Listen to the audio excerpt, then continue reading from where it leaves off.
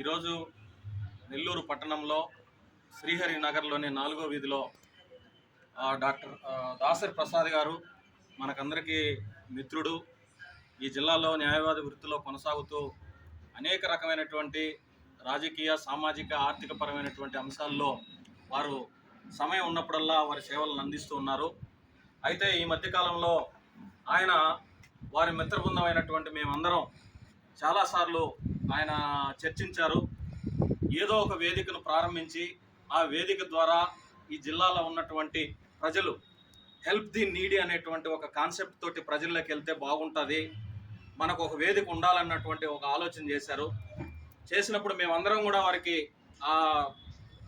వాటికి కావాల్సినటువంటి సహాయ సహకారాలు అందిస్తూ అనేక మార్లు మేము చర్చించుకొని దానికంటూ ఒక పేరును ప్రతిపాదించుకొని జనతా ఫౌండేషన్ అనేటువంటి పేరుతోటి బెటర్మెంట్ ఆఫ్ సొసైటీ అనేటువంటి ఒక క్యాప్షన్ను నిర్ధారించుకొని దాన్ని as per society registration act ప్రకారం కూడా దాన్ని రిజిస్టర్ చేసి ఈరోజు వారి నివాసంలో వారి పిలుపు మేరకు వారి ఆత్మీయులైనటువంటి మేమందరం కూడా ఇక్కడ సమావేశమయ్యి ఇలా జనతా ఫౌండేషన్ అనేటువంటి ఒక బ్రోచర్ని, బ్యానర్ను కూడా డాక్టర్ బాబాసాహెబ్ అంబేద్కర్, అలాగే స్వామి వివేకానంద, జ్యోతిరావు పూలే వంటి వారిని ఆదర్శంగా తీసుకుంటూ మేమందరం కూడా, ఎందుకంటే అందరం సమకాలీనం యువకులం కాబట్టి వారిని ఆదర్శంగా తీసుకుంటూ భవిష్యత్తులో దాసరి ప్రసాద్ గారు న్యాయవాది గారి ఆధ్వర్యంలో మేమందరం కూడా ఈ జిల్లాలో ఉన్నటువంటి ప్రజలకు ఎక్కడ ఏ రకమైనటువంటి అంశాలైనా, అది రాజకీయ అంశాలైనా, సామాజిక అంశాలైనా, సాంస్కృతిక అంశాలైనటువంటి ఇట్లాంటి అంశాలలో ఎక్కడైతే ప్రజలకు సహాయ సహకారాలు అవసరమో అక్కడికి మేము వెళ్ళి సేవలు అందించడానికి మేమందరం కూడా సిద్ధంగా ఉన్నామని తెలియజేస్తున్నాము. అలాగే ఈ జిల్లాలో అనేక రకాలైనటువంటి స్వచ్ఛంద సంస్థలు మనకు ఉన్నాయనేటువంటి విషయం తెలుసు. వాళ్ళ పరిధిలో సేవలు అందిస్తున్నారు. కానీ ఈ జనతా ఫౌండేషన్కు ఉన్నటువంటి ప్రత్యేకత ఏమిటంటే, దాసరి ప్రసాద్ గారి మిత్ర బృందంలో మేము చాలామంది అనేక రకాలైనటువంటి ప్రొఫెషన్లో, ఆయన న్యాయవాదిగా ఉన్నాడు, నేను ఒక లెక్చరర్గా ఉన్నాను, కొంతమంది బ్యాంక్ రంగాల్లో ఉన్నారు, కొంతమంది లెక్చరర్స్గా ఉన్నారు, కొంతమంది రియల్ ఎస్టేట్ రంగాల్లో ఉన్నారు, కొందరు సాఫ్ట్వేర్ రంగాల్లో ఉన్నారు. సో కాబట్టి సమాజంలో ఉన్నటువంటి అన్ని రంగాల వ్యక్తులు ఒక వేదిక మీద ఉన్నాం కాబట్టి మనం అందరం కలిసి ఒక ఫౌండేషన్ ఎందుకు ప్రారంభించకూడదు, అలా ఉంటే పబ్లిక్ రిలేషన్స్ కూడా చేయడానికి ఈజీగా ఉంటుంది అన్నటువంటి ఉద్దేశంతో ప్రసాద్ గారు ఆలోచన చేయడం, మేమందరం దానికి సహకరించడం.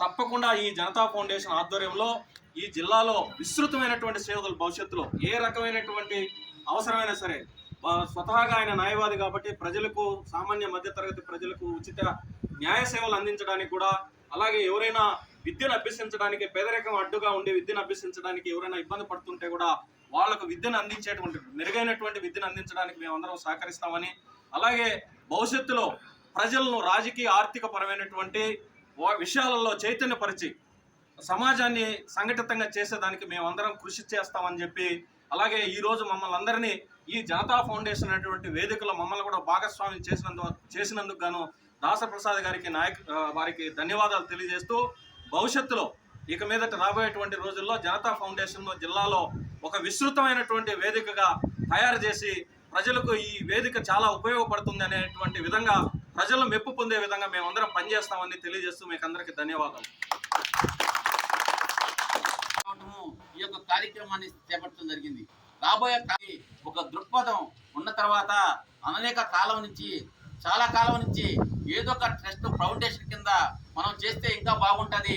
ఎందుకంటే నేను ఒక రాజకీయ క్షేత్రంలో ఉన్నాను కాబట్టి నా మిత్రులు కూడా ఆ రాజకీయ క్షేత్రం కింద పనిచేయడానికి కొంత ఇబ్బంది ఉంటుంది.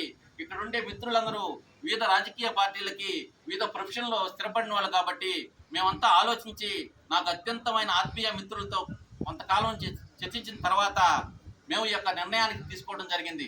అయితే నాకు మా సుబ్బారెడ్డి కానీ మిత్రులు కానీ చెప్పినట్లు నాకు ఒక డిఫరెంట్ సర్కిల్ ఏర్పడింది. అది నాకు అదృష్టమే. ఎందుకంటే న్యాయవాద వృత్తిలో కానీ అనేక మంది న్యాయవాదులు, అనేక మంది టీచర్లు, అనేక మంది ప్రొఫెసర్స్, అనేక మంది సాఫ్ట్వేర్ ఇంజనీర్లు, దాంతోపాటు బ్యాంకు రంగంలో ఉన్నటువంటి మిత్రులు, పోలీస్ డిపార్ట్మెంట్లో, ఇట్లా అనేక రకాలైనటువంటి మిత్రబృందం నాకు ఏర్పడింది. నాకు అదొక అదృష్టం.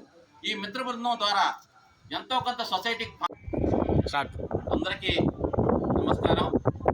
ఆ మిత్ర బృందానికి, అదేవిధంగా సోషల్ మీడియాలో ఈ యొక్క వీడియో చేసేవారందరికీ ఉగాది శుభాకాంక్షలు. ఇక్కడ ఉన్నటువంటి మిత్రులతో పాటు నాకు వందల మంది ఆత్మీయ మిత్రులు ఉన్నారు. అయితే మేము అనేక సంవత్సరాల నుంచి విద్యార్థి దశ నుంచి కూడా మాకు ఎట్లో జన్మత అలా వచ్చిందో ఏందో కానీ మన వైపు నుంచి ఎంతో కొంత సొసైటీకి కాంట్రిబ్యూషన్ ఉండాలి అనేటటువంటి కాన్సెప్ట్తో విద్యార్థి పరిషత్తులో పనిచేసినప్పుడు కూడా అనేక వందల మందికి లెక్చరర్తో మాట్లాడి, అంటే సోషల్ ఎంఎస్సి ఆర్గానిక్ కెమిస్ట్రీ అటువంటిది కూడా మాట్లాడి అనేక మందికి ఫ్రీగా చదువుకునే దశలోనే నాతో పాటు నా మిత్ర బృందం అనేక మందికి సహాయం చేసింది. తర్వాత నేను ఎంఎస్సి కంప్లీట్ చేసి తర్వాత బీడీ చేసిన తర్వాత నేను లెక్చరర్గా కొంతకాలం పనిచేసిన తర్వాత నాకు ఎందుకో న్యాయవాద వృత్తి అయితే నాకు సూటబుల్గా ఉంటుంది, నేను 10 మందికి సహాయపడవచ్చు అని చెప్పి నేను న్యాయవాద వృత్తిలోకి రావడం జరిగింది.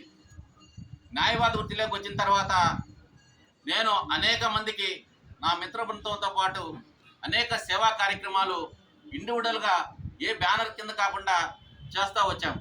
దాంట్లో భాగంగా ఇటీవల కాలంలో మనం చూసాం, కరోనా బీభత్సం ప్రపంచవ్యాప్తంగా భయపడిపోయే సందర్భాల్లో నేను ఈ నేషనల్ హైవేకి పక్కనగా ఉండటం వల్ల నేను ఒకానొక సందర్భంలో అక్కడ పోయి చూసినప్పుడు నేషనల్ హైవేలో వందలాది మంది కాలినడకన వేలాది మంది పోతూ తాగటానికి నీళ్ళు లేక భోజనం ఇవ్వలేక కరోనా టయానికి భయపడి ఆందోళన చెందుతున్న సందర్భంలో నేను నా మిత్ర బృందం నేను గమనించి నా మిత్రులకు చెప్పా, చాలా గందరగోళంగా ఉంది, ప్రజలు చనిపోయే పరిస్థితిలో ఉన్నారంటే చాలా సంతోషం, నేను చాలా అదృష్టవంతుని అనడానికి కూడా ఇది ఒక ఎగ్జాంపుల్.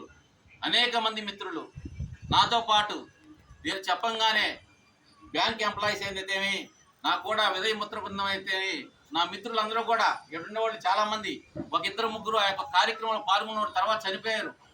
అయినప్పటికీ అనేక మంది వచ్చి ఆ సేవా కార్యక్రమాలు చూసి వాళ్ళకి కొంచెం నీళ్లు కొంత పుట్టి పెట్టినప్పుడు ఆ రోజు నా మిత్ర బృందం అంతా చాలా సంతోషపడ్డాం. ఎందుకంటే సమాజంలో అనేక మందికి ఏదో ఒక విధంగా సహాయం చేయాలి, అందులో మనం చదువుకున్నాము, బడుగు బలహీన వర్గాల నుంచి ఈరోజు ఉన్నత స్థితిలో ఉన్నాము, మనం ఎంతో కొంత సమాజానికి ఈ పేద